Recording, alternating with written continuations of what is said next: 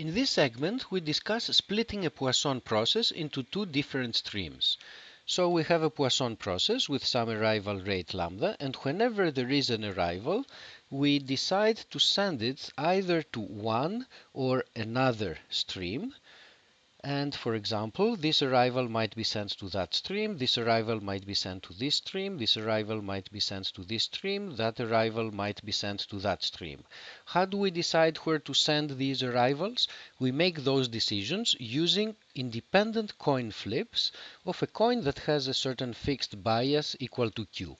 So when this arrival comes, there is probability Q that it will be sent that direction, or probability 1 minus Q that it will be sent in the other direction.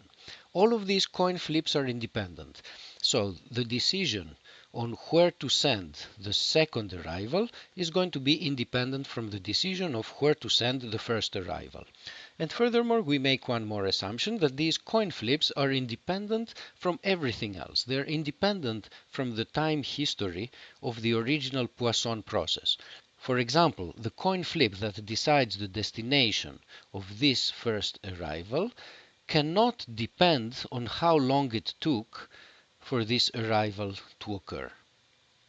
We will argue now that this stream is a Poisson process, and by symmetry, therefore, this stream is also a Poisson process. We need to verify two assumptions. One has to do with independence. The argument here is entirely analogous to arguments that we have already carried out in the past. Namely, disjoint time intervals in the original process are independent. Coin flips that happen during those disjoint time intervals are also independent of each other. And for this reason, whatever happens during disjoint time intervals in that stream will also be independent. The other property that we need to verify has to do with probabilities of small intervals. If we take a little interval here of length delta, what is going to happen during that interval? Well, we look at what happens during the corresponding interval in the original stream. In the original stream, the probability of having two or more arrivals, this probability is order of delta squared. So there's no way of having two or more arrivals during that little interval, or to be more precise, the probability of two or more arrivals here is going to be negligible, order of delta squared. What is the probability of having one arrival during that little interval? We will have one arrival here if we've had one arrival in this time interval, which happens with probability lambda times delta, and also the coin flip sent the arrival in this direction, which is something that happens with probability Q. And the remaining probability is assigned to the event of having zero arrivals during that interval.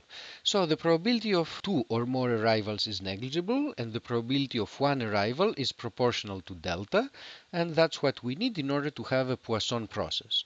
The factor of proportionality that multiplies delta is equal to lambda times Q. Therefore, this is a Poisson process with parameter or arrival rate equal to lambda times Q. And by a similar argument, this process here is going to be a Poisson process with parameter equal to lambda times 1 minus Q. So, by splitting a Poisson process using independent coin flips, we obtain two different Poisson streams. Are these Poisson streams independent? For the case of the Bernoulli process, we had seen that the resulting streams were not independent.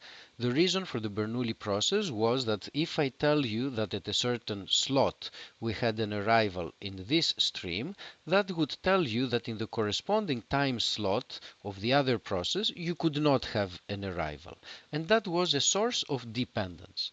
It turns out that for the Poisson process, because it runs in continuous time, telling you that we had an arrival at this particular time instant does not give you any substantial or any non-trivial information about the other process, and the two processes remain independent.